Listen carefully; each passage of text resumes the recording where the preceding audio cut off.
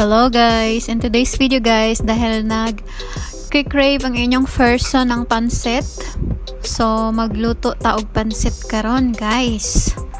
So kuha na siya na guys, instant pansit kay ang akong available sa fridge ay chicken, bihon og repolyo. So wala tay carrots og bagyo beans guys kay wala ni nako giplano nga magpansit unya naubusan ko og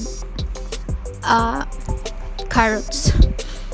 So mao lang ni guys, may gani kanay nahabilin nga gamay nga bihon, tunga sa parak pero daghan na siya guys, good for more than good enough na sa usa ka person.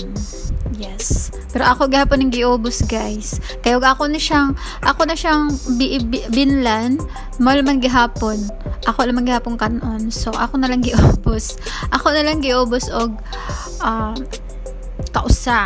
So bisan og tunga siya sa parak guys, pero daghan na siya. Kay na may gulay plus manok. Ang kaning manok usa ni siya kahita guys. Nya ako lang siyang gihiwa. So mana na siya guys. So daghan na siya hiwa. So mana na siya guys. So daghan na siya kitaon. So mga onta guys.